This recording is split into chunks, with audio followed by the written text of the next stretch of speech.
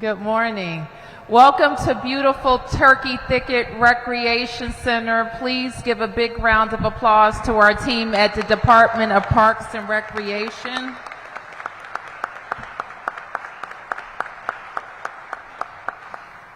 We're here today for a Citywide Advisory Neighborhood Commission meeting.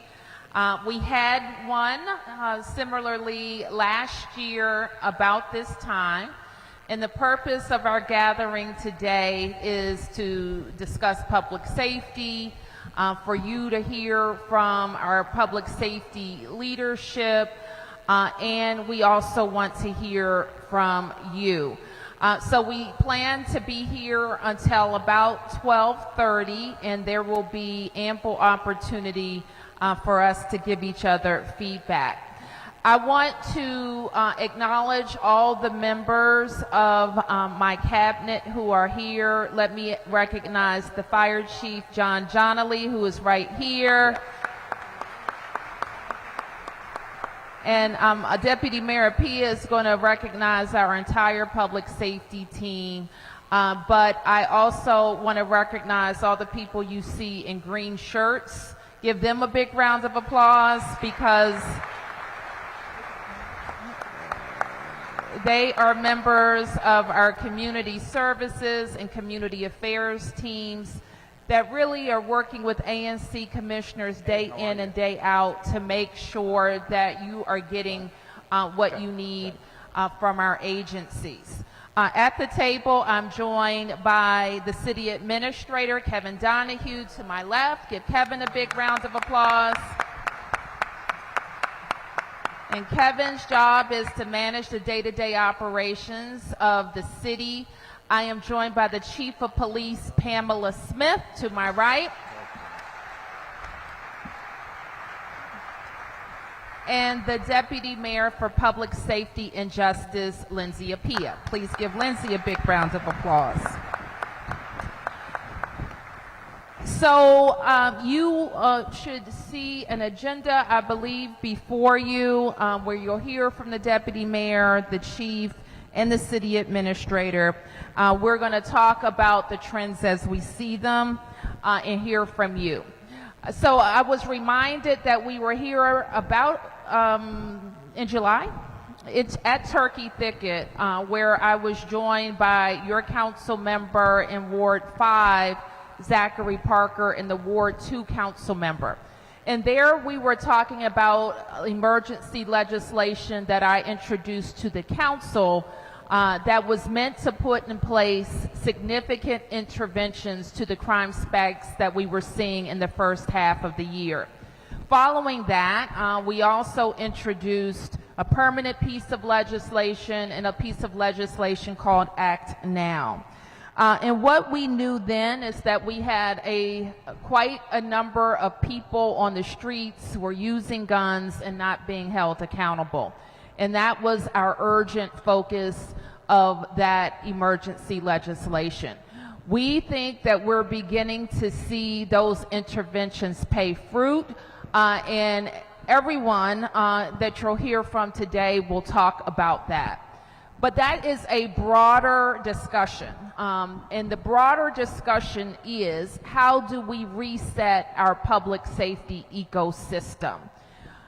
And what do I mean by that? I think you all, if you don't have, you will have a graphic at your tables, or you'll see at the slide, over how our system has changed over the last years in ways that I believe make us less safe. The pendulum swung too far to one side, and now we need to work together to bring our system back to the middle.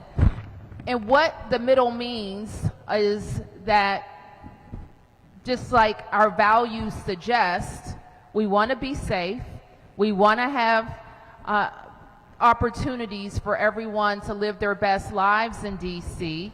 We believe in second chances, but we also believe in accountability, in that if people choose violence, they have to be held accountable. And so that's part of what we will discuss today.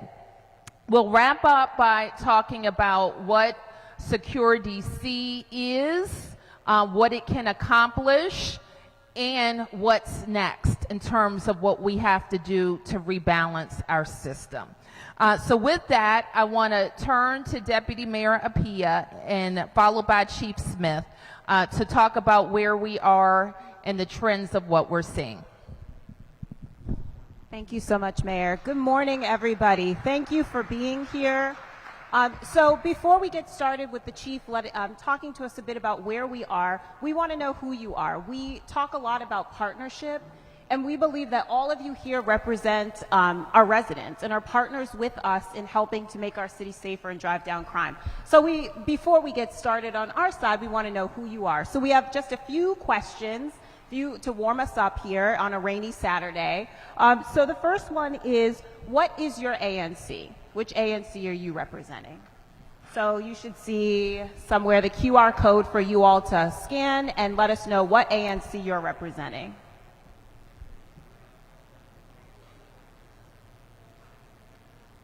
And I can't see them here. So you guys can log in by scanning the QR code.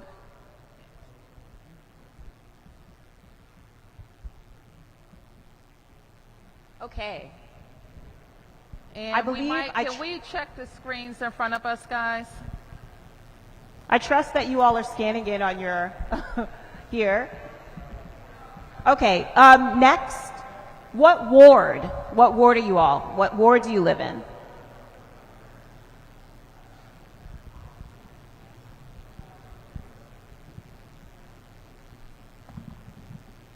And then the next one is, how long have you been in ANC? I know last year we had a lot of brand new ANCs. We're a year in now, so I expect we'll see a little bit of a shift in that, but last year our biggest category was 0 to 2. And that looks like it's still the case. Okay. So with that, we know a little bit about each other. We've now warmed up a bit. So we're going to turn to Chief Smith now to walk us through where we are in crime. What we always say and often say is that our job and our goal and our most pressing responsibility is to make sure our residents are safe, but also that we feel safe. And so that looks like a lot of different things, but certainly one of the things we look at are our numbers. Where are we? And so the Chief's going to talk to us about how we have been driving down crime and also some of the initiatives that are helping us to do that. So I'm going to turn to the Chief. Okay, good morning, everyone. Good morning. Thank you, you're too kind. So first of all, I'd like to just say, I think you all know who I am, and I just want to say thank you so much for being here today.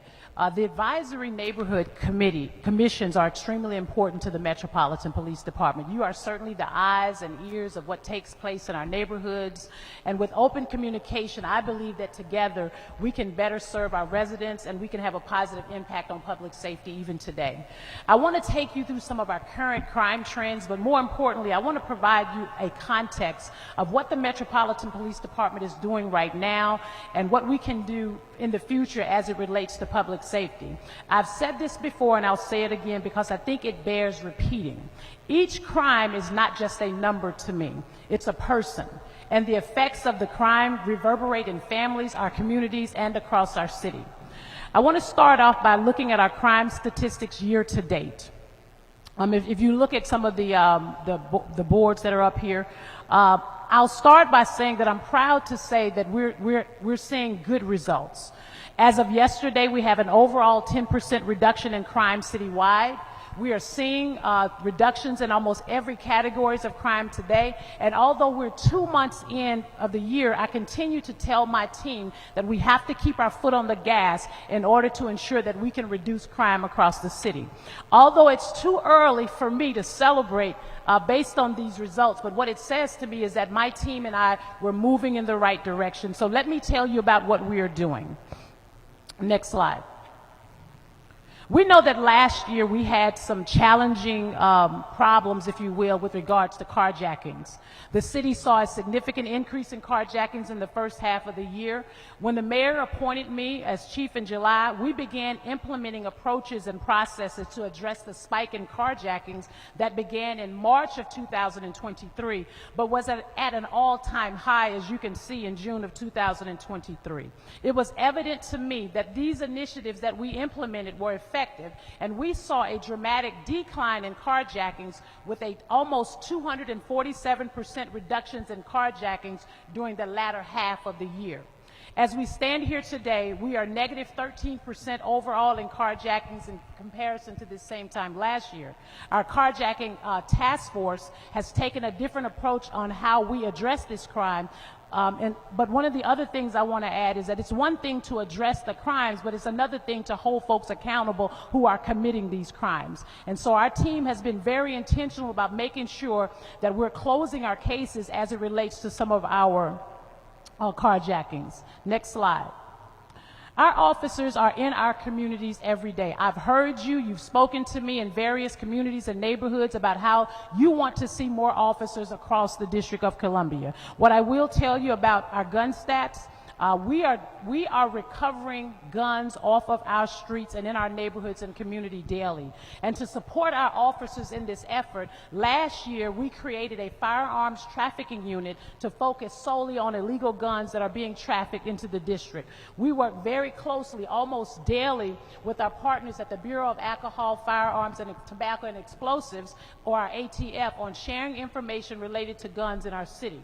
In 2023, we recovered 3,100 guns from across the district, and this year we have recovered over 500 additional guns. We continue to work collaboratively with our partners in and around the region regarding guns in our jurisdictional areas. But one of the things I also want to point out to you is that the number of people who have been shot by gunfire is down 30% this year. Again, I think it's due to some of the initiatives and the programs that we have in place to really focus on having better results when it comes to guns in our city. We still do have a little bit more work to do, specifically around apprehending those who continue to discharge firearms in our neighborhoods. But my team, I can tell you, every single day and every single night is working strategically on a plan to reduce this type of criminal activity in our neighborhoods. We're not just taking guns out of circulation, we're also making arrests and working with our prosecutors to ensure that the people endangering our neighborhoods are being prosecuted. Next slide. And here are some of the key initiatives we have put in place. I regularly spend time in many communities meeting with families, businesses, some of you in the room as ANCs and other community groups, and I want you to know that I heard you. When the mayor appointed me back in July of last year, one of the things that I said is that our crime plan, our initiatives here at the Metropolitan Police Department would include the voices of the people. I heard that you wanted to see more officers out of their cruisers and in your communities. We did just that. Our patrol commanders are hosting community walks with many of the ANCs in this room, and we've held more than 200 community walks so far since July of 2023, and I encourage you to continue joining us in these walks.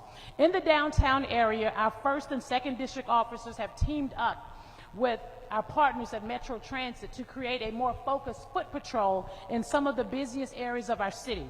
The next time you travel to Gallery Place or Metro Center, you're likely to see some of them. These patrols are a testament to my commitment to getting officers back on our streets on regular patrols. And as I have worked with many of you to identify challenges, complaints about traffic, issues that come up across every corridor of the district, our highest visibility traffic safety compliance checkpoints are being stood up across the district. Officers have issued more than 2,400 tickets, made 79 arrests, and we have seized over 13 guns. But our officers are not just out there ticketing drivers. The checkpoints are very much about education and awareness. A third of our checkpoints were just warnings, and our officers gave away and installed 34 car seats for families that didn't have them. We're continuing to run at least 2 checkpoints a month, and I have increased the number of personnel assigned to our traffic safety unit to provide citywide support when it comes to traffic safety across our city. Next slide. Anytime our youth are engaged in criminal activity, it really should concern all of us. Can I get a head nod on that? Yeah, it should concern all of us. We are seeing more youth or younger teenagers involved in violence, and our arrests reflect that. But we are working at the Metropolitan Police Department very closely with our public education team, engaging in meaningful conversations about how we can collaborate to make sure services are provided for our youth. And also we're proactively looking at ways to keep our students on the right track. One of the things that I've heard over and over since I've been in this space is that the safest place for our young people are in our schools. And I believe that. The safest place for our young people are in our schools. And we want to continue working with our public education team to ensure that when kids are truant, we're bringing them back to the classroom. When we have kids that are violating curfews, we work with other agencies in DC government to ensure that we're providing wraparound services for those young people. I also host a monthly youth advisory council which engages high school students from public and charter schools across the city. School counselors and resource officers identify the student participants. We meet monthly to talk about a variety of topics. We provide them with various workshops that range from building life skills, from creating resumes and interviewing jobs in order to help our kids become prepared for college. And we also want to improve police-community relationships, and we encourage positive behavior with a lot of our young people. One of the things that I've also heard a lot of folks talk about is our officer-friendly program and bringing an important initiative back to our elementary schools to teach our kids how to be safe and responsible. Residents from across the city have told me of their first positive experience with Officer Friendly, and I'm excited to tell you that we have brought Officer Friendly back to our classrooms. I think to date we have been to approximately 36 schools across the district, and we will continue to enhance that behavior. It's also another opportunity to share these anti-drug messages and lessons on stranger danger and the good touch, bad touch. We also talk about bullying, sharing social media, and tips for calling 911 from a cell phone. And these messages, I truly believe, in having us in the schools will keep our children safe. Beyond strengthening our relationship with the community, I was keenly focused on issues that were driving violent crime in the district. We reviewed the data and coordinated resources across all of our districts. We launched our robbery suppression initiative at the end of July. And since that time, we've deployed teams of officers in specific hotspots that we've identified by looking at data from our conversations with each one of you in the room. Through this week, the Robbery Suppression Initiative has led to 328 arrests, 275 gun recoveries, and 93 stolen vehicles that have been recovered. This initiative is ongoing, and I look forward to continuing to update the community on our progress. Next slide. We also launched in December Operation Atlas, Action Teams Leaving Areas Safer. This was a non-patrol team deployment around the city in the evenings based on recent crime trends. I was trying to figure out a way how we can just start hitting pockets of the District of Columbia where we saw a spike in crime, and I will tell you this is one of my favorite teams. The team knows every time I hear about Operation Atlas, I get very excited. The focus here is on reducing fear by disrupting crime, by arresting violent offenders, by increasing our traffic safety, and enhancing the quality of life around high visibility saturation patrols. Since December to this date, Operation Atlas has led to 271 arrests, 56 guns, illegal guns removed from our streets, and 52 stolen vehicles recovered. Our department is not only committed, Our department is not only committed to patrolling our city streets and responding to emergencies, but we are also working to support some of our most vulnerable populations. Research and experience have shown us that concentrations of vacant and blighted buildings can attract crime and pose risk to public safety. In this response to this, because my team kept coming in saying, we got a lot of trap houses, Chief. And I said, well, I don't know what a trap house is, right? I didn't understand the terminology, and they broke it down for me because that's what they do. And so what I decided to launch was Operation Peaceful Neighborhoods. It is in collaboration with the Department of Aging and Community Living, the Department of Public Works, DC Health, the Humane Rescue Alliance, and other key partners. And our focus in Operation Peaceful Neighborhood is clear. We are identifying, investigating, and resolving crime activity in buildings that are sometimes unoccupied or occupied by seniors or our vulnerable adults. The criminal activities we are combating, such as drug dealing and the storage of illegal guns, not only harm our residents and businesses, but it also poses a significant risk to vulnerable populations in our community. Since Operation Peaceful Neighborhood was launched in December, our investigation has led to the arrest of 37 individuals, the recovery of 25 illegal guns, more than $30,000 in currency, 16 grams of fentanyl, nearly 250 grams of crack cocaine, and numerous other illegal drugs.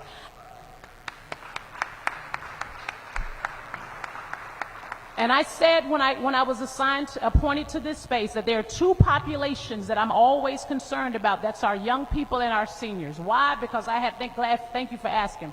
But I had a grandmother. I had a couple of grandmothers, right? And it's important to me that our seniors feel safe in our communities, as well as our other individuals who have special needs, who live independently, and are sometimes at risk of criminal enterprises taking over their homes. And we will continue this effort. I think up to date, we have probably, I'll use the terminology in police words, we've probably hit about 6 or 7 homes up to this point. But we're working very closely with our DC government partners to make sure that those homes do not go back into operation and they continue to stay as trap houses. One of the issues affecting the quality of life in our neighborhoods is retail theft. This crime isn't just about the businesses, but about our residents who rely on them. I live myself in the District of Columbia, and there are times when I've had to go to Walgreens or CVS, and I've been troubled by some of the things that we've seen. But I also stood up a retail theft operations in all of our districts across the District of Columbia within MPD. We are engaged with business owners, and we're working with major companies like CVS and Walgreens and Giant to increase their security. Just last month, alongside our federal law enforcement partners, I announced 2 arrests linked to 7 separate robberies of the same Walgreens in Chinatown. You also know that we also arrested federally, in partnership with FBI and the U.S. Attorney's Office, we arrested 4 individuals who worked for Walgreens and were also responsible for precipitating some of this type of crime. It's just another example of what we often see in these pattern offenses. A small group of criminals repeatedly targeting the same group of businesses in our neighborhoods. Just before we announced those arrests, the mayor and I were in Chinatown to unveil the first of our 3 safe corridor community hubs. These hubs came from the need to have a more visible presence of officers in some of these areas. But as you know, Mayor Muriel Bowser, who always has the right concept and thought process when it comes to public safety, understood that this need regarding our officers, but she wanted to expand the services to include supports from the Department of Behavioral Health and Department of Human Services. So these hubs will facilitate a connection to public safety and city services in those 3 priority areas. I am confident our increased visibility in these spaces will translate to results for neighboring businesses and some of our busiest corridors here across the city. Next slide. Last month, I'm sorry, go back, my error. Go back, 1 slide. Thank you so much. So last month, we launched what I call our Homicide Reduction Partnership Plan, or Operation Thrive. Typically, what we've done before in the Metropolitan Police Department, we really focus a lot on our summer crime initiatives, right? Summer crime initiatives, it's a very big announcement, but I thought it was important that we start addressing crime at the end of last year so we don't see the same results of what we saw last year. And so we've decided to go with Operation Thrive, which is simply targeted homicide reduction through intervention and violence elimination. We identified 3 areas of the city where gun violence took a steep toll over the past 3 years, and we took a whole-of-government approach in dedicating the resources to those areas. The whole-of-government approach is not just the Metropolitan Police Department. We come together with a number of city, federal, and local agencies to focus on reducing crime and getting people the resources that they need in those areas. Operation Thrive is underway in Rosedale, Anacostia, and Washington Highlands. And we've seen double-digit reductions in crime in all three neighborhoods since we've launched this operation. This strategy, thank you. This strategy is the result of countless conversations in settings such as this, where I hear from the community members who want to see more police officers in your neighborhoods addressing crime. Although it is difficult to isolate the impact of a single initiative when we are implementing multiple new strategies simultaneously, but I do believe that we're being impactful in those spaces that we need to go, and I think we're heading in the right direction as a city. We know that video is one of the most biggest pieces of evidence when it comes to investigation and successful prevention. I want to thank Mayor Bowser for her strong commitment to expand our closed circuit TV network across the city.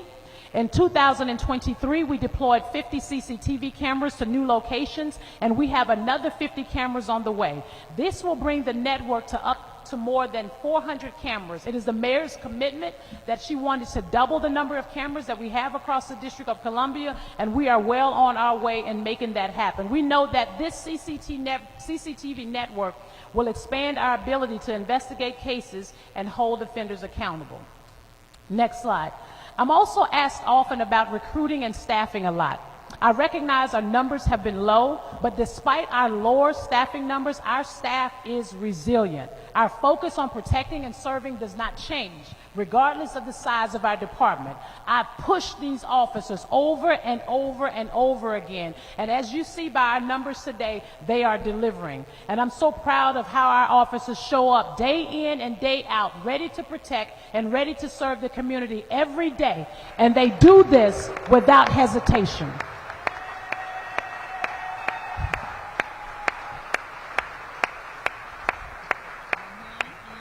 We currently have, next slide. Oh, never mind, go back. Okay, sorry. We currently have 3,330 sworn members on the force as of March 1st, 2024. While it will take us some time to get back to where we need to be, attrition was lower in fiscal year 2023 than originally projected, with decreases in both our resignations as well as our retirements, resulting in the fewest separations from the workforce since fiscal year 2018.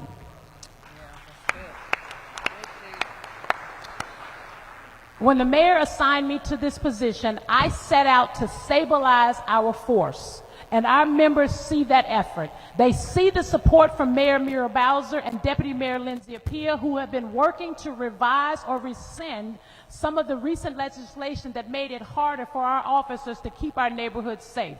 I also want to make sure we're doing everything that we can to attract the best and the brightest individuals to join our department. So I created an in-person recruiting unit to be the boots on the grounds, if you will, in a strong recruiting effort for the MPD. I'm sending them out to surrounding states, colleges, military bases, and elsewhere. And I can tell you today, the reason why our numbers are where they are is because they have been doing an amazing job to ensure that we stabilize those numbers. We also continue to focus on our Cadet Corps program, which is giving high school and college students a pathway to middle class by becoming police officers. I'm very proud to say today that we have 137 cadets in our program to date. And 30 have graduated to become recruits in the past 16 months. And we're continuing this robust recruitment effort. My second ask of the day is this. It's real simple. If you or anyone you know would like to join the Metropolitan Police Department, have them reach out to us. Go to our website at joinmpd.dc.gov to learn more about how you can join our agency. Our officers, and I have to keep emphasizing this, our officers are doing a great job in this department right now, and we look forward to increasing the numbers as we do the continued work in our communities. And in closing, I would just simply like to say thank you for being here today. Thank you for taking the time to really hear and understand what we're doing in this work with public safety. You all have been an extremely important role in our community. And it's conversations like this where we really make progress in coming together to make the District of Columbia a safer place for everyone. I've placed at your table an updated strategic plan that I introduced at my confirmation hearing testimony. We have some copies or additional copies if you need it, or you can go to our website at Mp.dc.gov. I would like to close my comments by thanking Mayor Bowser for her continued support of the Metropolitan Police Department and for public safety as a whole. I have lived and worked in probably 4 different states across the United States, and I've probably been in some of those places twice. You won't find, and I'm going to say this again, and you can clap if you want to, if not, I'll run around and shout on my own. But you won't find a better mayor who supports public safety. You won't find across the United States, I'm telling you because I've been there in major cities, you won't find a mayor who takes even the little bitty initiatives that I have and magnify, I gotta say it, Mayor, and magnify it and amplify it so that our officers feel as though they can continue to do the work that they've sworn and taken an oath to do. So I applaud the mayor for her support. I also applaud my good friend, Lindsay Apia, who has also been very supportive. And finally, I want to thank each of you. Each of you have been extremely important in providing us with information. Some folks in the neighborhoods are responsible for some of the closures of our cases, and we cannot do this job without you. So thank you so much, and I want to turn it over to our City Administrator, Kevin Donahue, and/or Deputy Mayor Lindsay Apia. Thank you so much. Let's give the chief a big round of applause. Chief, I don't think I ever heard you talk so fast, but that was a lot of good information. I'll slow down the next time. Okay. No, but I'm glad you talked fast because you had a lot to say about the good work that our police department is doing. And the reason that in the time that I've been elected, I got elected as an ANC in 2004, just like you.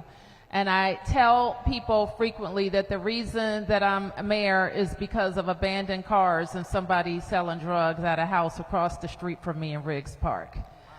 Because I thought, like, this is my neighborhood, this is my investment, this is where I live, this is where I'm from, and this is where I'm going to stay. And we shouldn't let criminals take over our neighborhoods. And that's why I know a lot of ANCs are running as volunteers, representing 2,000 people, taking calls, taking emails, taking flack sometimes, but learning a lot in the process and making your city and your government better in the process. So we thank you.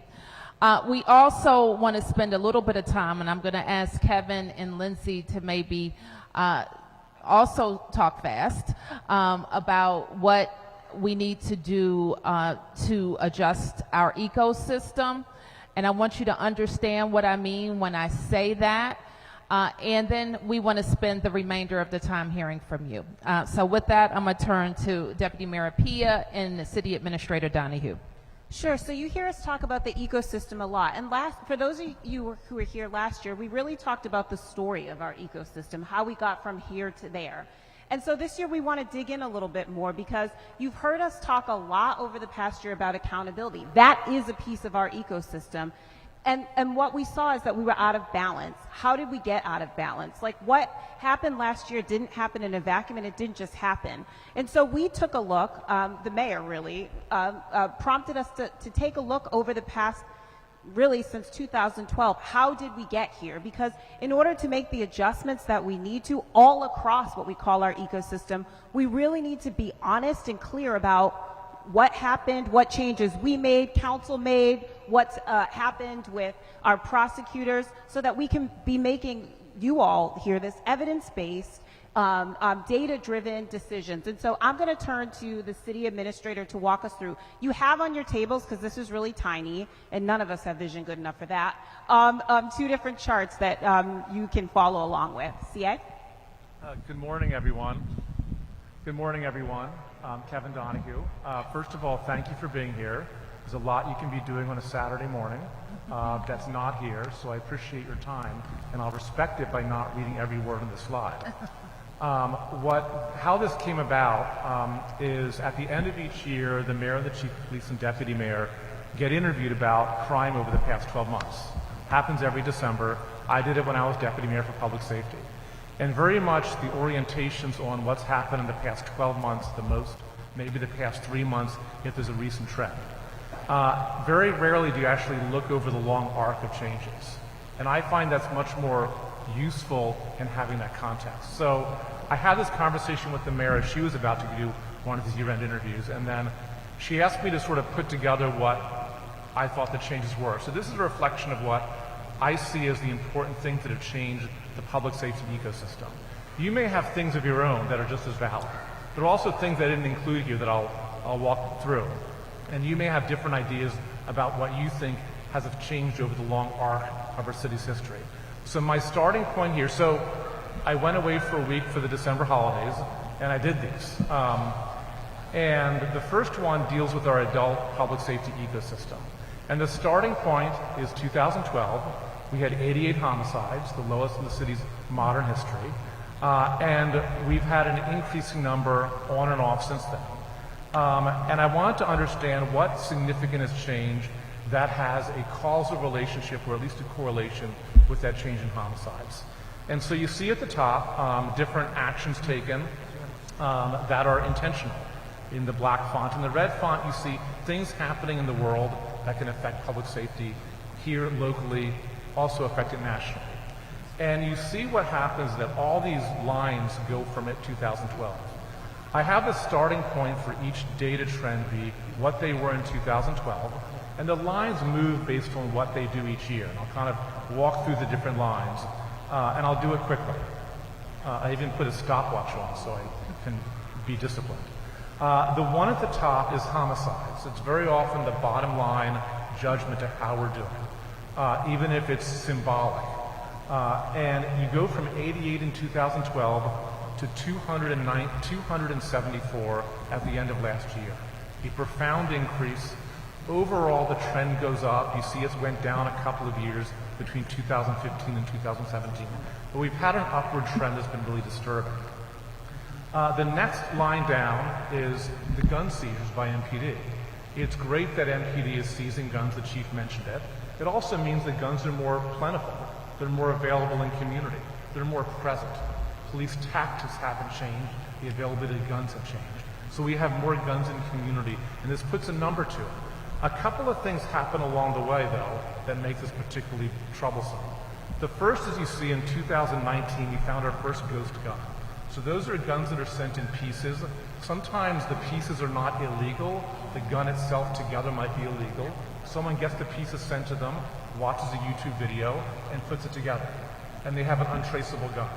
The first one arrived in 2019, and now it's one of the most common kinds of guns we find in community, as these ghost guns. The second notable thing that happened, and this one really happened around 2017, is we found more extended clips and more powerful guns. This is really important because that means more bullets get fired and more people get shot, and more likely people to die if they're hit by a bullet. A data trend not on here that I always find very important is how many people who are shot die of their injuries. Traditionally, if you look back at the beginning of this, and I don't have this on the slide, about 15 to 17% of people shot die. So every 100 people shot, 15 to 17 died of those injuries. Last year, we had almost 25% of people shot die of their injuries. We had 1,000 people shot last year, a stunning number, in particular if you think about how geographically concentrated our shootings are. That swing of 17% people dying to 25%, that's 60 or 70 homicides right there that is attributed to more powerful guns, and people feel brazen enough to get within closer proximity of the person they're shooting. Going down to the orange line is police force levels.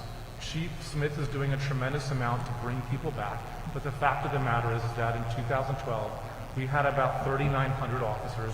We have about 3,400 officers now. We've lost 500 officers in that time. To some extent, this was the labor market. Policing is not as seen as desirable among young people for a lot of reasons in the world. Partly, these are policies that we put into place that makes being a police officer here seen as a greater risk because of, at least right now, you're much more is disclosed about you, much more than other jurisdictions. And to some extent, it's a product of the budget. We had a period of about 18 months where we could not, based on budget changes at the council, make hires for new officers. Now, if you look at how much overtime we give to police, total up the hours, divide by 2,000 hours a year, which is how much one person works, it's about 500 officers worth of overtime. So the amount of overtime that Chief Smith has to ask her men and women to do are almost equivalent to the exact number of officers that we've lost over the past 8 years. And so to me, it's like where the natural level of demand is for policing. But we have fewer cops, we have more guns. The one down below is closure rates. Closing homicides is really critical. And it was about 80% in 2012. It was just over 50% last year. To some extent, this is a product of the more shootings you have, the more homicides you have, the more cases your detectives have to chase. And so we want to see that number go back up, because when we close a case, we prevent future homicides. Our prosecution rates are also down. They hovered at almost about 65 to 70%. This is the light blue line for really years, from 2012 to 2017. It ain't even about that number if I went back beyond that. Prosecution rates started to go down. I don't fully understand why. My speculation is that juries may expect more, so prosecutors may expect more of NPD. It might be that there's more disclosure rules for police officers going before juries. But the fact of the matter is that we've had only 44% prosecution rate last year. And then finally, you see the number of individuals in the DC jail, which is the number down below, which was about 2,400 in 2012. And the average is the average over the course of a year for last year is about 1,400. If you look at it today, it's actually about 1,800. It's jumped up quite a bit.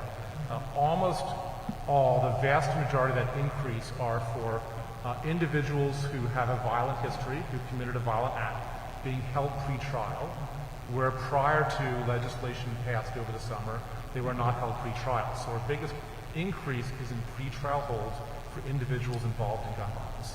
So it's gone up. So these are things that, to me, when I look over the long arc, if you have more guns in community, fewer officers, and the consequences in community seen of the consequences of being caught with a gun or committing a crime as being less, you have the ingredients in which we have what we see at the top, which is an increase in the homicide rate. Now, the second chart you see, I'm not going to spend as much time on this, so if you want to get to questions. And I apologize for not standing. I can read it better when I'm sitting down. This looks at the juvenile system. And when I finished the adult system, I think I had a couple of more days left in vacation. Let's do the juvenile system. And so the bottom line number here for juveniles who were killed, so those under 18 who were victims of homicide, was 3 in 2012. It was 19 last year. And that's sort of this light brown bar is the second one from the top. So we've had a 500+% increase. So juveniles involved in homicides as victims have gone up even at a much faster rate than adults have. The two numbers above and below that, so in the light yellow, you see this, at least for me it's light yellow. It's 197, and the one below it says 266. These are the number of juveniles who were arrested for carjacking, 197 last year. That was 5 in 2012. 5 juveniles arrested for carjacking in 2012, 197 last year. The number below that, 266, is unauthorized use of a vehicle or stolen auto. They can sometimes be combined with carjacking. The car was carjacked. You may find the youth in the car. You don't know who carjacked, so they are cousins, those arrests. And it's 266. It was 146 in 2012. So we see, and I used as deputy mayor would always say, at the end of these interviews in December, that each year violent crime would go down, we're safer, property crime would often go down, gun crime would be stubborn. It would go up some years, Homicides would go up some years. I couldn't say that last year. And the reason why is because we had violent crime go up, largely driven by carjackings and robberies, to a large extent driven by the number of juveniles who are now committing more and more violent offenses in the community. And that is so significant that it actually moved the entire needle for crimes across the city. The truancy rate is higher. COVID did something to everyone, particularly young people, in ways that I think we'll probably spend decades studying. They're learning, but also they're the fact they don't come to school as often. We've done a tremendous amount of work to pull that number down last year, but the fact is it remains higher than it was during the 2012, all those years before COVID. If you go down, you see juvenile arrests. So this is different. So overall, we're actually arresting fewer juveniles. This is a good thing. It's not a bad thing. Police changed how the threshold by which they would arrest juveniles about 5 or 6 years ago. But even though we're arresting less overall juveniles, we're arresting far more for more violent offenses. And then you get to the bottom, which for me is the big mystery of this. And that's what happens after a juvenile is arrested for a crime. And so typically they go to the Department of Youth Rehabilitation Services, which is a city agency. Our director's here, if you can raise your hand. Sam Abbott's over there. In 2012, we had about 850 young people committed. Now, these are not juveniles who are detained. For the most part, actually, literally, the detention facilities have not changed their size at all since 2012. They have about 60 beds in New Beginnings, which is held after adjudication. They have about 80 to 100 beds in their pre-trial or pre-adjudication. That hasn't changed. Most of the 850 in 2012 were in the community, living in their homes, sometimes a group home, and essentially supervising a given programming. Last year, there was only 120 people, on average, that Sam Abbott at DYRS had each day. So even though we have far more juveniles committing more violent crimes, more people being arrested who are juveniles, they're not going where they used to go because he only has about 120. I look, well, do they go to the courts? The courts have our supervision agency of record, Court Social Services, and that number is down to about 1,000 from what was in 2012 about 3,000. So they've had a reduction by 2/3 the number of young people they have. He's had a reduction of about 80%, the numbers he has. So my hypothesis is that young people get arrested. They may get prosecuted. I don't have juvenile prosecution rates. And something happens to them that is not going to our agency of record or this court's supervision agency. They may get diverted. They may get prosecuted and diverted. They may not get prosecuted. But it's one of these, I got to the end of this where for the adult chart, I could say, Mayor, more guns, lower closure rates, lower prosecution rates, fewer cops. We have to move the needle on all of those over the years. For juveniles, I got to this question about, we know they're not going to school as much as interventions we can do. We know more are getting arrested for violent offenses. But they're not going to the agency that is designed for it, nor the courts that does supervision. And we have to be able to, and we don't share enough information by the laws that we have that silo our information between the federal government and the different local components to truly unlock that. And we really have to unlock that and understand it to be able to move the needle back on juvenile violent crime. So I'm going to end there. You may have for yourself your own lines that you would put here. You might put the wealth gap in our city. You might put instances of bullying in our schools for juveniles. You might put instances of trauma. If I could track that, I'd put it here. Because our kids and our adults have a lot of trauma. But these are the ones that I put down that try to tell how do we get to where we are, trying to get past what happened last month or even last year. Thank you, Kevin. Thank you. So I appreciate what we can see on one page, and the reason why I asked Kevin to put this together and to talk about it here today is you will understand the framework that I'm referring to get the changes that we need. That's why we introduced Secure DC. We can talk a little bit about how it relates to this graft act now, how it relates to this graft, and why I support the omnibus that the council was voting on this week. You should have a flyer before you. I'm sure during the questions we will all be able to point to parts of Secure DC that address some of our major issues. So take a look at this, contact your council members about what's important to you, and urge them to vote without amendment on Tuesday so that we can advance this bill. There are over 100 provisions here. They're focused on accountability, on supporting MPD so that we can turn around our recruitment and retention numbers to get back those 500 officers, and also how we rebalance the system. So now we're going to take some questions.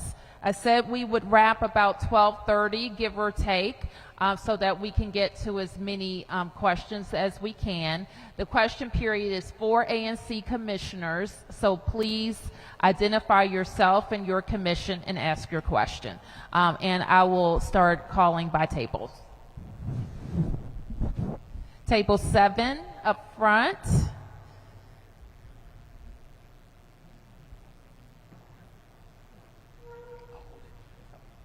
Thank you. Your budget last year proposed cutting DPW's booting and towing staff, making it more likely that criminals would get away with frequent speeding and putting the lives of our families at risk. Individuals recklessly driving are in all of our communities. The booting team has had 7 vacancies out of 20 since last year. What are your plans to immobilize vehicles that present a threat to our safety? So your And ANC 1E06, Josh Jacobson, sorry. 106, and your question was, what is our plan to do more Immobilize vehicles that are presenting a threat to our safety. Okay, you sounded a little muffled, so I didn't hear that part. Oh, immobilize vehicles that present a threat to our safety. So just vehicles that are speeding frequently and not being punished for the amount of speeding. Okay, so let me say a lot. There's been a lot of legislation related to drivers who have a lot of tickets and how we can get those vehicles off the street and what DPW needs. I'm not going to remember our total investment in booting. I think Kevin might, so I'm going to ask Kevin to talk about that. Hello. I don't have to read little print, so I'm going to stand up for this one. So it's a really good question, and actually it comes up more often about what we're doing about illegal cars. Temporary tags actually comes up a lot as well. The constraint we have to increase booting is we need to be able to tow them to more. Our lots are full. So in about 2 weeks, we're going to finalize the lease on a new tow lot, so we can be able to actually ramp up booting and towing, so we can take them someplace. The second thing that we're doing is we're trying to see if we can have a force multiplier by having DPW be assisted by private towers and haulers working under the government's direction to be able to make sure we do more to be able to deal with cars that really are shouldn't be there in the community and are often sources of violence or are seen as symbols of what's wrong. Who's next? Yes. Yes, ma'am. Right up here at 8. Olivia. Hold on. Good morning. My name is Olivia Chase. My ANC is not able to be here. He's disabled, Kevin. What I would like to ask is, have we taken a look at where these guns are coming from? The children are not leaving the city, and also I believe that there is a correlation between marijuana use that we have allowed the city's residents to use legally and crime. And I'm wondering if we're taking a look at those. Chief, let me ask you to talk about any correlation or any concerns around marijuana use, sale, and the origin of guns. Now, before you talk about that, this is my view. Yes, we want to stop guns from coming in our city, but the guns aren't shooting themselves, okay? So we also have to focus on people who are going to use the guns. And so we do see a lot of interstate in our immediate area, and our residents do go across lines to get guns. So I'm going to ask the chief to talk about that. So thank you for the question. I still think you're stalking me, though, but that's a whole nother issue. So to answer your question specifically about, I think the mayor hit the nail on the head. You know, guns are coming from everywhere, right? I spent some time at the beginning of February meeting with over 150 chiefs to talk about how guns are coming into all areas of our cities, right? And so we're still working on that, working very closely with ATF. I don't want to ever compromise what we're doing behind the scenes, but know that we are working very diligently to really determine where the origin is coming from. And it's not just the MPD issue. There are federal agencies, ATF, DEA, there's a conglomerate of us that are in a space working on this. When it comes to, as the mayor said, you know, the guns don't shoot themselves, right? And so what we've been doing since I've been in this space, and I think prior to my arrival, is working with David Muhammad and People of Promise. Just this month, we also received the list of drivers of gun violence in our community. And so we will be focused very diligently on making communication and contact with those folks that we know are drivers of gun violence in our community. And I think if we can communicate our efforts with attempting to locate some of these individuals, holding them accountable, and working very closely with our prosecutor's office as well as our court system to hold these folks and keep them off our street, we'll see a reduction. But my job right now is to make sure that I determine who these folks are so that we can bring these folks to justice. And Olivia, let me be clear. You know how I feel about guns. I hate guns, and we have an obligation to support what is constitutionally allowed in terms of personal gun ownership. I wish it was different. We live in a country where there are more guns than people. Imagine that. Where we have just the violence that comes from guns. We have to do better about, as a nation, what we're doing about gun ownership in our country. So, table 5. Ask that, Allison. Yes, ma'am. Good morning, Mayor. Thank you for letting me speak. My name is Allison Brooks. I'm the chair for ANC 4B, and I represent Single Member District 4B08. And I support Secured BC, and my concern isn't what's in it as much as what isn't in it. One of my biggest issues is accountability for parents of juveniles who are committing crime. I have an obligation to raise my children, and I need those parents that are not responsible for their children to be held accountable. And so I'd like to know what's being done to address that. When 12-year-olds are outside at 4 in the morning, that's child neglect. Yes. So you're right, and I don't want to leave anybody the impression that everything that we need to do to rebalance the system is represented in one bill, because it's not. We are, in fact, drafting legislation that will focus on juveniles. You heard some of our concerns that Kevin laid out in the juvenile ecosystem graphic, that we have more juveniles committing crime, the crime is more violent, and yet we have fewer juveniles assigned to DYRS. So where are they? And so that is what the legislation will seek to address. And here I want to make something clear. We don't want to lock up our kids, but we might have to if they're using guns. All right, it's just that simple. Because not only are they using guns, they're victims of guns. And so we saw, Kevin showed you in 2012 that we had 3 child victims of homicide, I think, is that right? Yes. We had 19 last year.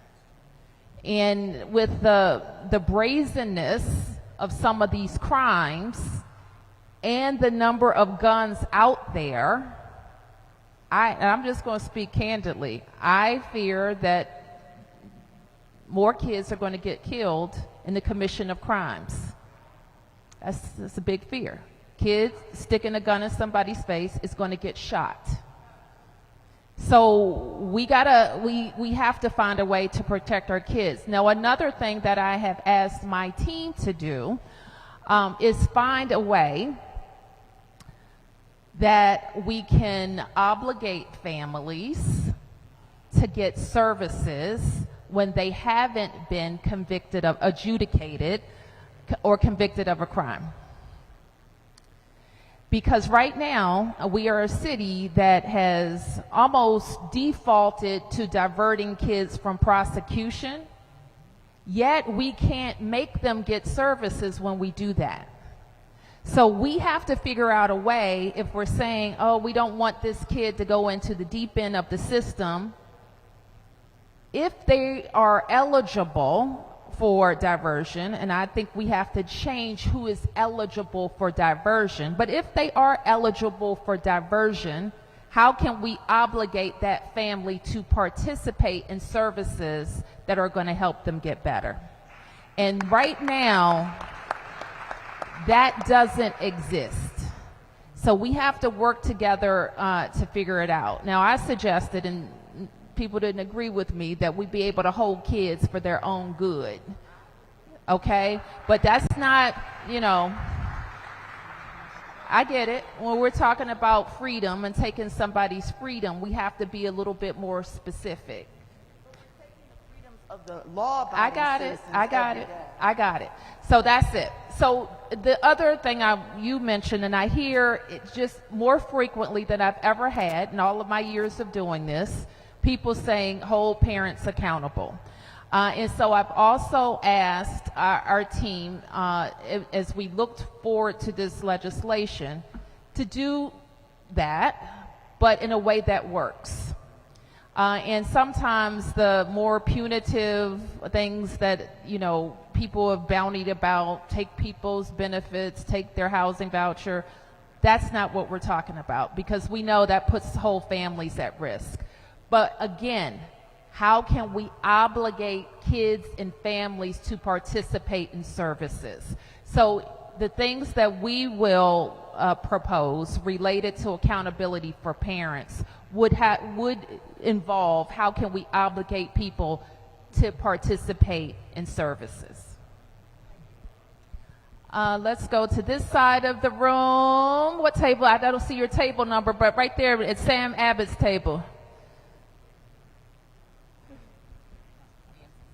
Good morning. I am Commissioner Ashley Ruff. I am from 7F, and my SMD is 7F02.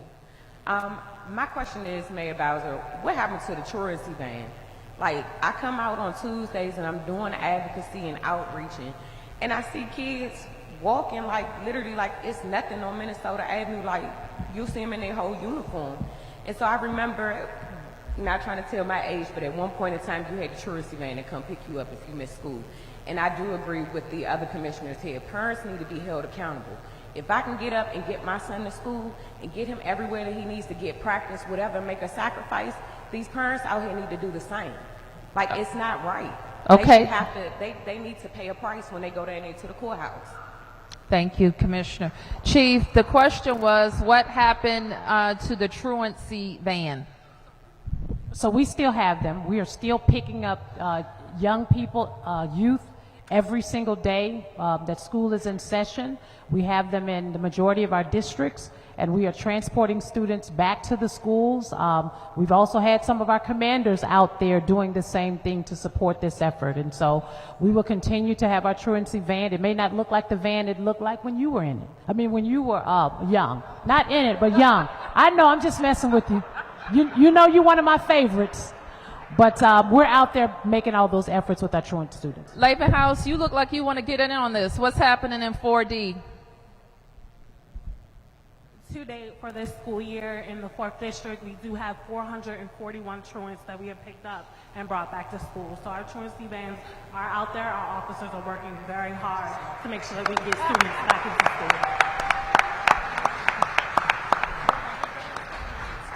school. Okay, right here, Commissioner. Up front, table 3.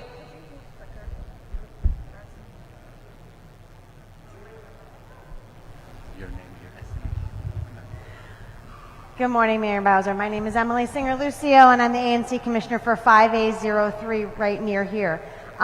When we met the last time, we discussed about taking a multi-pronged approach to this issue of juveniles, and one of those things we discussed was more about school opportunities, out-of-school opportunities, within the recreational centers, and making sure that these kids had a place to go on the after-school hours and on the weekends, particularly late at night and on Sundays. And so we talked about that. And I wanted to know where we are with that and how we can also work with the public schools to educate these kids on becoming a more responsible citizen, because I believe it is more than just punitive.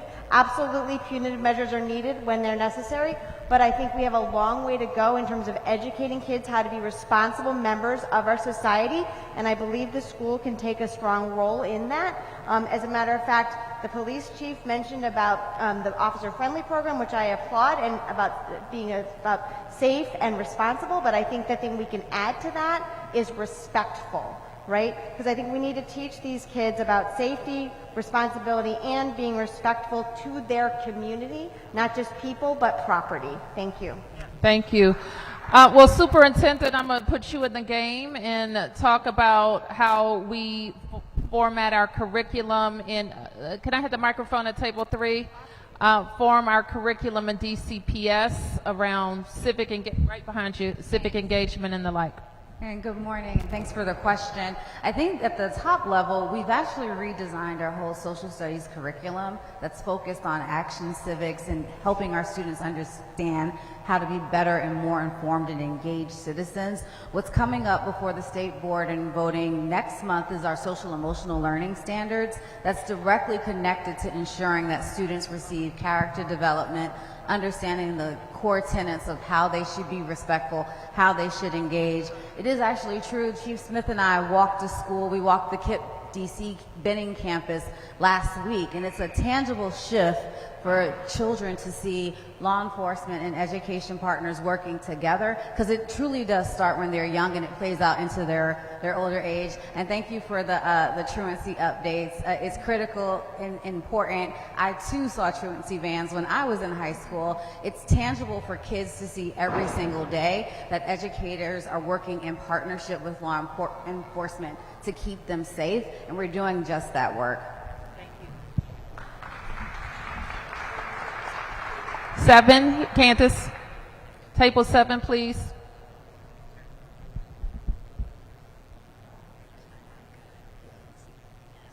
Good morning, everyone. I'm Candace Tiana Nelson, the chair of ANC 4A and the commissioner for Single Member District 4A06. Good morning, Mayor Bowser. Recently, there was a fire in my SMD, and that's a part of the public safety that's at the forefront of my mind. And I want us to work together, and I'm wondering how we can improve the communication between, the emergency unit management leaders and the ANC commissioners, during the emergency and after the emergency. I'm having difficulty finding information about the residents, the 29 residents that have been displaced, how we can be helpful. ANC 4A is ready to, raise money. We provided clothes for some of the folks that night, Tuesday night. But if we could just get more information in terms of how to connect with those residents and give them and assist with their needs. Well, I appreciate that, and I want to really thank our teams. We have a protocol in the government for fires or large-scale displacements, and our team really did heroic work. First, from answering the 911 calls. So let me thank Director McGaffin and the team at OUC. To our firefighters who expertly got to people, and I'm going to ask the chief to just give a update on what happened there. But Clint Osborne and the team at HCMA is our coordinating organization. Clint, let people see you. They're looking for you. Clint Osborne, who works with making sure that all the government agencies who need to be there are there. Also our MOKers, War for MOKers, shout out to you and thank you for your response. So, Chief, let me turn to you because I think we also may want to comment on some causes and some things that we can do to keep safe. So, good morning, everybody, and thank you for bringing that that tragic incident up. This fire, for everybody to be aware of, is a fire that started, or it didn't start necessarily, but involved a lithium-ion battery, and that is a problem we're seeing grow in our communities. People, lithium-ion batteries are good. We use them in everything we do, but we got to be safe with them, and people need to understand the safety aspects of that, and that is really using the charger that came with it and not overcharging and not storing them in an area near your exit way of your home. And I know that that also creates some challenges. I am heartened to hear, and we see it on the scene, of people coming and wanting to help. On the scene of the event, it is hard in the first hour or two to get much information that is useful in terms of the things you came up with. But beyond that, we always, where we have people displaced, there's a MOCR there. That's the best point of contact initially. But if it goes on a little bit later, I would say call the 727-6161 number for HCMA if you're not able to be on the scene and you need to connect and have some services that we need to connect in. That's probably the best way. But again, everybody needs smoke detectors. Everybody needs to have an exit plan. Everybody needs to be safe with their lithium-ion batteries. That is something we're seeing on an update on the patient. They're still in the hospital. In addition to the person is still hospitalized that day, another firefighter was burned, and there was another citizen that was taken to the hospital, as well as a number of citizens that were rescued over ladders but didn't require treatment. So pretty dramatic day. I'm glad to hear that everybody was able to get into some housing temporarily while that gets back. In that particular case, the building owner was very helpful. But remember that affordable housing has to be safe housing. It's very important. Just one thing so we have, one of the things we know that sometimes it's difficult to figure out numbers and who you should be contacting, and I saw people writing down the number that the chief was talking about. We've created ward fact sheets with information about who you can call, right, that is specific to your ward. So they are either outside or they're on the DMPSJ website, and what we'll do is make sure that they get to the ANCs either through the Office of ANCs or otherwise, just to try and streamline we tried to think about key numbers you all would need, but we're always working on communication, and we'll work to improve. Like, I take that on with my agencies and our partners across the government because we hear that. I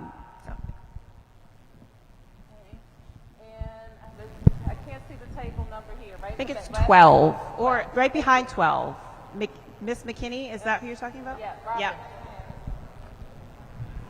Good afternoon, Madam Mayor and Lindsay. Hello, my name is Commissioner Rob McKinney, and I'm the Vice Chair for AA 8806. My question is that I know we have a facility which is PIW, that's for the mental health part for our juveniles, but we don't have nothing in place for the drug treatment program. Every drug treatment program is housed out of our city. And Madam Mayor, you have worked so hard to do so many things in our city. I want to commend you on that. You know I'm a big fan and supporter of you. But what do we have in place for these kids that's taking these fentanyl, that's dying behind, these drug overdose? Because it's really, when I ask for help for our kids that's have these drug addictions to lean and things like that, they go to the mental health part of it, but it's really no drug treatment program for them to go away unless they get in trouble. So thank you for that. And that's a question I put to our school officials and our DBH officials to see if we're seeing real increases in children who need addiction treatment. So I think the verdict is out on if we're seeing increases in how they match with our available slots. But I think my sense is we need to find as many in-treatment bids as we can. And we need to support kids who are in an outpatient treatment basis. Another big issue that we have, Robin, is a lot of treatment for our families who are Medicaid eligible is paid. For families who are not, even if they can find a slot, they have to pay out of pocket. So addiction is across the spectrum, and we need to find services and be able to support families in the district who are not Medicaid eligible. So that's one thing I know we want to focus on. Deputy Mayor Apia, if you can say a little bit more about the opioid task force and how it's proceeding. Right, so there's an opioid task force that is really cross government. It includes public safety partners, public health partners, a lot of community members, where we're working together to really come up with some recommendations on how to spend I think it's tens of millions of opioid settlement dollars that will come to us. And the mayor has really tasked us with looking at all things. Do we need more residential treatment options, right? And how do we establish that?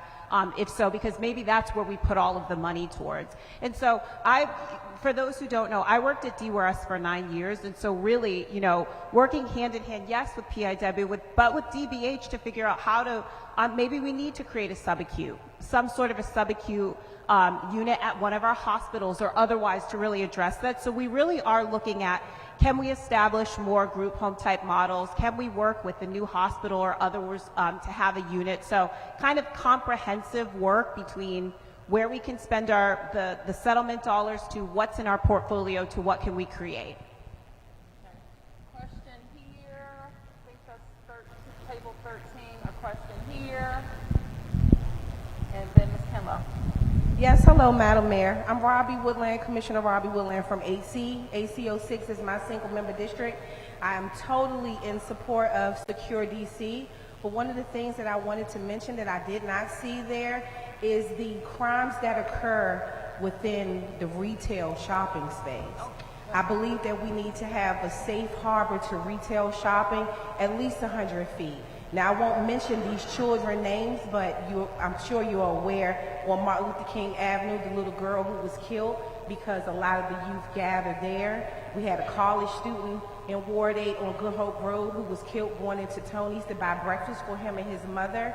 And then on Mississippi and Willow Road, we had the 15-year-old who was killed in that shopping space. Not to mention the grandmother a couple of years who was murdered right on the giant grocery store property on Alabama Avenue. So I do believe that we don't have a no loitering law. We have incommoding, but incommoding is so open to your own interpretation that we can't get that enforced. So we have a lot of people that's murdered, especially the juveniles. A lot of the shootings occur in the retail shopping space. Now, in addition to that, I would like to add that I believe that with everything that DYRS is going to be doing for the youth and everything you guys are working out here that's on this paper, another thing I wanted to mention is the ability to keep track of the young people with their monitors when the batteries run out. They can't be located and they don't exactly have someone who goes and check to see exactly where they are. So when a lot of these crimes are being committed, they're being committed while they have the monitors on, but there's no way of actually tracking them when those go dead. Okay. Thank you. You're welcome. So it sounds like you are referring to the section of Secure DC where there are enhanced penalties. So you raise an interesting point. Let us consider that. What is included is something I've been trying to get past since 2017. And it looks like it's going to go through this time. And that's enhanced penalty for crimes on public transportation. For buses, for trains, also for crimes against our transit operators. We also have that enhanced penalties at our parks and recreation centers, enhanced penalties against crimes against vulnerable people. You sound like you want to add another category, and that's for people who are shopping, and that's an idea that we can consider. But there is a retail theft component to Secure DC. It is about organized retail theft. The chief already talked about it, but for too long, people consider this shoplifting and a victimless crime. But it's not one or two people walking in. It is, we think, a part of an organized ring. And what's happened is the victims of this crime are all of us who want to be able to go to the CVS and buy, the goods that we need or the medicine that we need. And we don't want those stores to close, and we don't want to be fearful going to do our shopping, as you mentioned. So we got wind that there may be an amendment out there to weaken this provision that has already been voted on once. And so we want to encourage the Ward 4 council member not to proceed with that amendment. And I'm counting on you to give her that message. Because if we keep the status quo, we're not giving the chief the tools that she needs. We're not giving the prosecutors the tools that they need to make the cases. So we don't want to increase the threshold for the dollar value that would allow the chief, the prosecutors, and the judges to get good convictions. Okay. It was, I think I pointed to this. Yes. Yes, ma'am. Hello, everyone. Good afternoon. Hello, Madam Mayor. This is Juvenile White, Commissioner for 8A05.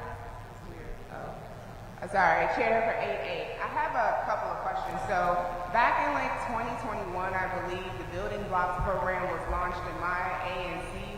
We were told that the district was taking a public health approach to solving violent crime, that there was 152 blocks in the city where the most crime is experienced, and that it's committed by roughly 500 individuals, and that this Building Blocks and Emergency Operations Center would get down to the root drivers of crime. We don't have to repeat all the statistics, but we know Ward 8 has 50% adult illiteracy, 20% adult unemployment, and so many other disparities that lead to violent crimes. Since the tragic passing of the director, Harley Harper, we have not heard anything about Building Blocks again. Everything seems to be concentrated in what are the outcomes of crime, but not actually addressing the root problems. And if we don't address the root problems, all we're going to do is see this happen again and again and again. Thank you. Thank you. So what I want to know is what is happening to Building Blocks? When are we going to take a public safety approach? And then another question for, I think, Mr. Donahue. One thing I did not see in your ecosystem is, one, how do you even define the ecosystem? But two, looking at the real drivers and how has that changed since 2012? Because if you look at income inequality between white communities and black communities, that has skyrocketed also over that time. We have seen more inequality over that time. We have seen more displacement over that time. And when you have people in housing voucher lists for 20 years, their residents are going to be on the street committing crime. So I did not see any analysis in here to look at the social. Miss White, let me jump in. And perhaps you weren't here for the discussion, but what Kevin said is that we could put a lot of lines on the graph, and we could. You could add all of those things, but they would still focus on how many people are using guns, getting shot in our city, and how safe do we feel, and how safe are we. All of those things could be added. And it's true that some of the social determinants that you mentioned, I don't think the increases in the level of gun violence would track with those changes. We can put it on the graph, but you wouldn't have the same increase as we have seen in crime. So having said all of that, you said, what are we doing to focus on all of the determinants or all of the things that lead to crime? That's what really this whole government does each and every day, whether it's historic investments in schools, in alternatives to policing that we've made historic investments in as well. I don't know how many people have been able to participate in the budget engagement forums, but fully 1/3 of our budget, of our $20 billion budget, is focused on human services. Another 20% is focused on public education. Those combined are focused on giving people in our city opportunity and a fair shot. So we can talk about specifics, and I'm going to ask the deputy mayor to talk about the 500 people that we identify as most likely to be involved in crime, either a victim or a perpetrator. Sure. So one of the things that the chief mentioned is that we currently have a 29% reduction in assault with dangerous weapon. And that doesn't happen just by legislative changes. Certainly that's a piece. You've heard the chief describe policing. But what we believe in, and I look over here, is also investment in prevention. So working very closely with our violence interrupters, right? You talked about focusing on the people most at risk or those who are involved in gun violence. We absolutely continue to, yes, work the people of promise list, but that looks like opportunity and people actually going into pathways. It really does.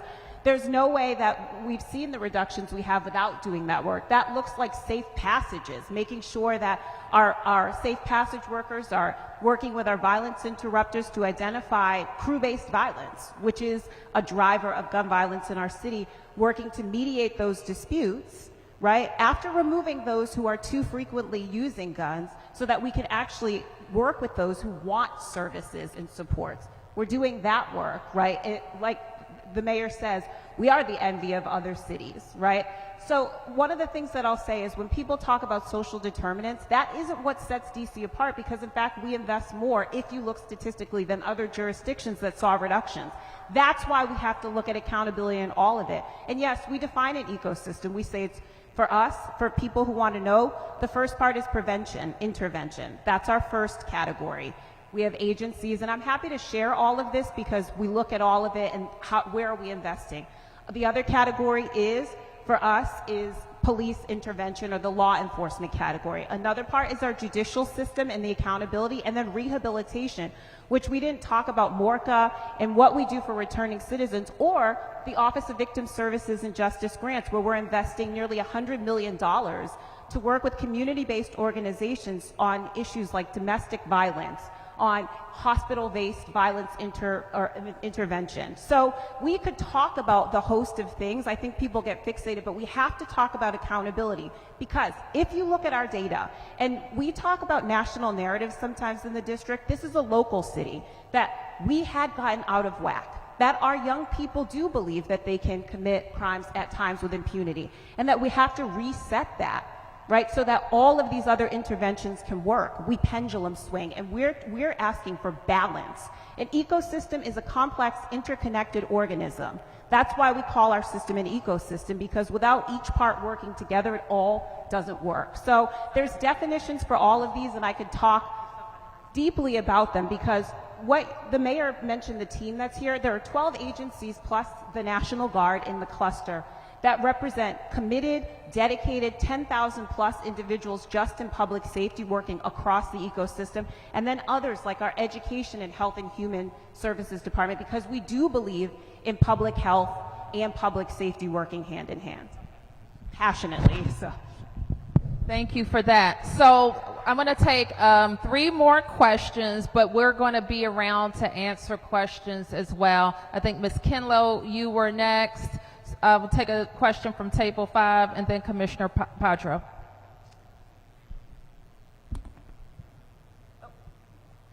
Good morning. I am Commissioner for 8D. Earlier this month, there were decomposing remains found at the 4300 block of Martin Luther King Jr. Avenue Southwest. I spoke with Commander Maple. This was in the recess of Fort Grevel Recreation Park, on which lands were also Lecky Elementary School. A couple of months ago, we found skull and foot remains at the intersection of 2nd Street and Chesapeake Street Southwest, across the street from Fort Grevel and across the street from Lecky Elementary School. Both are all within the tree line of Shepherd Parkway. We know that Shepherd Parkway is federal land. We're wanting to know what MPD can do to police or let's say, control the situation over there. We know there is different jurisdictions. That's part of my question.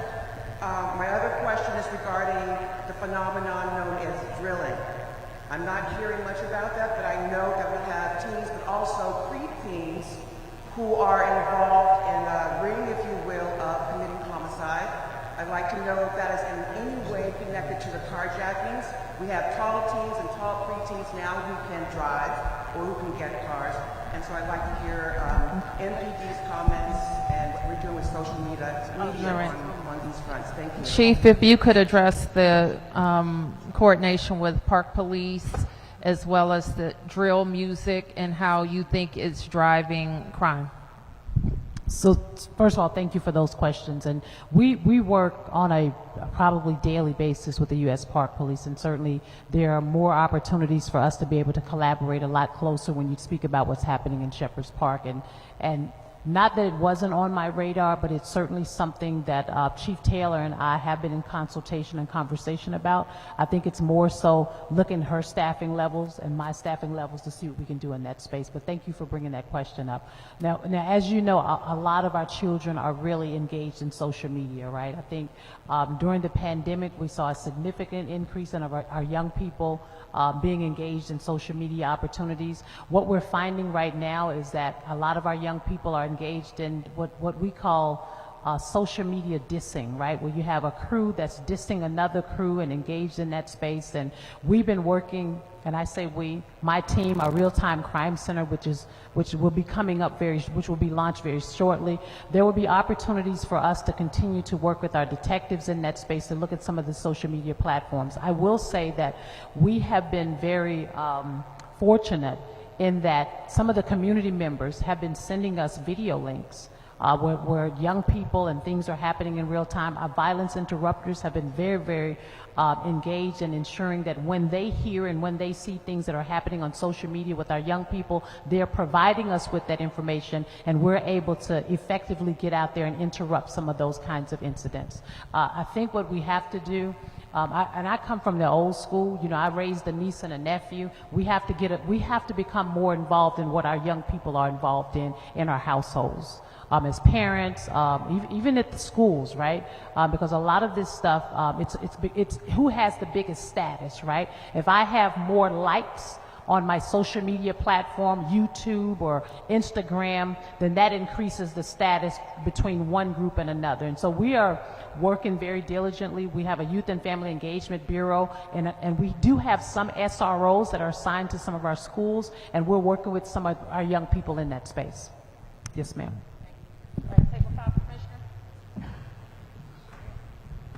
Hello, my name is Thomas Lee. I'm Commissioner for 2C03, which encompasses most of downtown. Thank you for getting us all here together. What can we do when we go home tonight to help the city pass the vote to get this crime bill passed on Tuesday? What can we all do when we get back home? I would suggest you each reach out to your ward council member and the at-large council members.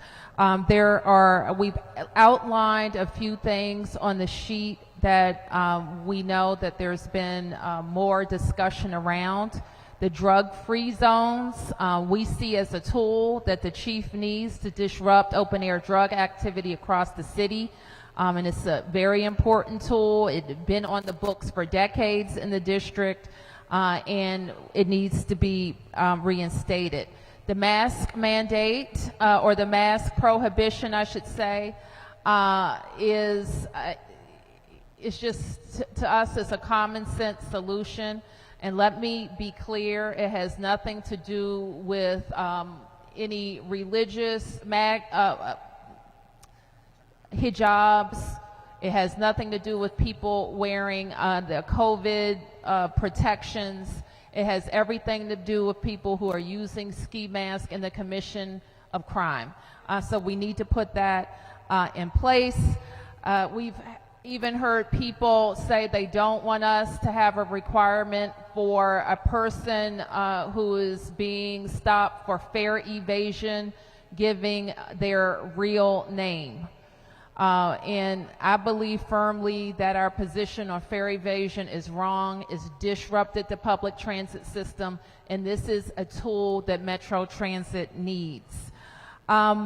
We also we don't want to backslide at all on the provisions related to policing and our officers. We need our officers to be able to view their body-worn camera. We don't need too much personal or personnel information disclosed about our officers who haven't been substantiated for any misconduct. And we also need to deal with the incidental restraint, which is not controversial. So we need that. And let me say something about that, because this has been posited as a way to protect officers or protect bad officers. And let me say just unequivocally that this is meant to protect the process of the administration of justice. Without these changes, we believe that prosecutors are less likely to charge good cases, and judges and juries are slanted in a way that they shouldn't be. So these changes have to be made. By emergency and safer, stronger, we've already made the changes necessary for the pursuit policies, and we need the council to go full speed ahead on those. I already talked about retail theft. Please send the message that we need the police and prosecutors to be able to charge for organized retail theft and get convictions. Do we want to see a grocery store in Ward 8 close? Do we? Do we want to see another CVS close? All right, we got to do something to stop people from stealing from our stores and taking our retailers. And so that is a very important point. So what you can do, call your council members, call your at-large council members, and if you can, go to the chamber. I was on the council, and when people sit in front of you that you represent, you got to listen to them. And I think one very bad byproduct of COVID is citizens have stopped going to City Hall. Council members have stopped going to City Hall. All right? So show up. Show up. Padro.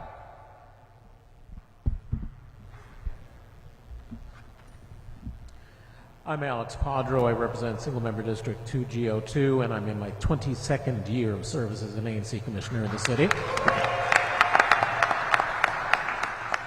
We've heard a lot about accountability today. It's critical that people understand that there are repercussions for their actions, but surprisingly, we haven't heard anything about arrest rates and the number of arrests being made.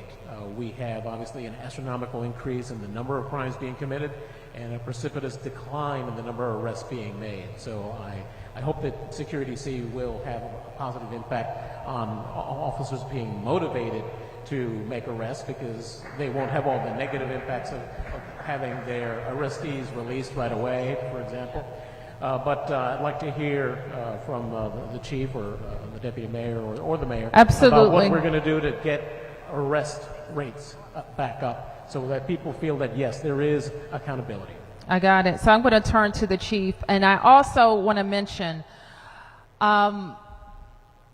in the last, I think, week or 8 days, 3 of our officers were shot, and 1 housing authority officer was shot.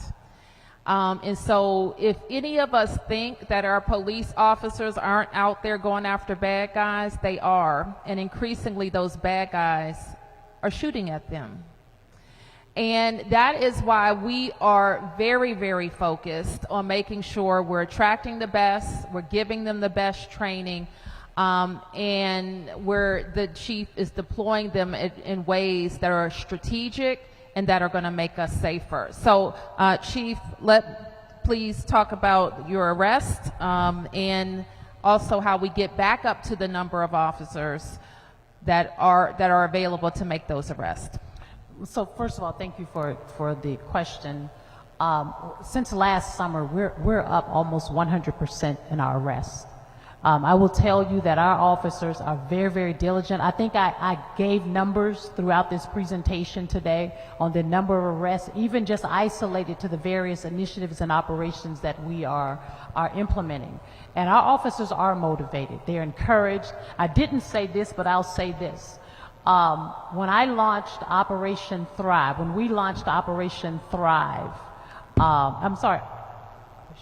Operation Atlas. In December of last year, December 1. What I said to my team was that we've got to do something about the crime that's happening across, and if it's a mobile force that I need to get a group of officers to just go around the district to do that, then we'll do that. We came up with Operation Atlas.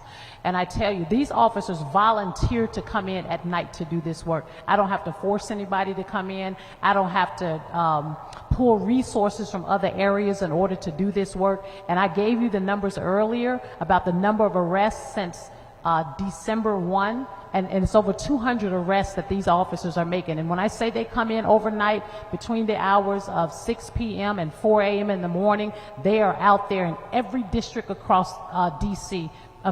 doing exactly what you said, making sure that when these crimes are being committed, that we are intentional about making sure we arrest those individuals that are committing those crimes. Can I mention one thing on that? So one of the reasons that the summer crime bill helped us was we talk about trust with community, and quite frankly, who people see more than anything is MPD. And so we went across communities last year, and one of the things that those who are most affected by gun violence said is they were tired and wanted to help us. But when MPD arrests people who we all know are shooting and they're then released, that makes people are taking a risk to help us arrest people to begin with. So they now have a trust gap because they don't see the prosecutors or the judge or anybody else who has decided to release the individual, and communities know who's shooting, right? So one of the reasons we said if people are repeatedly shooting in community, they need to be held is for police community trust. If I help you get this person who is causing chaos in our community off the street, will you keep me safe? The only way MPD can really say that is if when they make arrests of those who are violent offenders, that the courts have an opportunity to even say, we'll hold them. And that honestly was why pretrial detention, changing the rebuttable presumption, actually has helped us, because those who will repeatedly shoot, you can remove, and then you can actually do all the VI work and everything people want. But it is not good for police community relations for MPD to do all the work, identify, for community to help us, and then people see that person right back on the street. It's risky and dangerous for them. So these are some of the byproducts that we think about that people sometimes don't think about when they're like, why isn't MPD arresting? Well, we have to also build and maintain trust with community. So I wanted to point that out because there's a lot of byproducts of policy changes that have impacted where we are right now. Thank you, Deputy Mayor, and thank you to our panel, and thanks you, ANC commissioners. Give yourselves a round of applause. And we will see you out in the community across all 8 wards, and I'll stick around if there are any other questions. Thank you, everybody.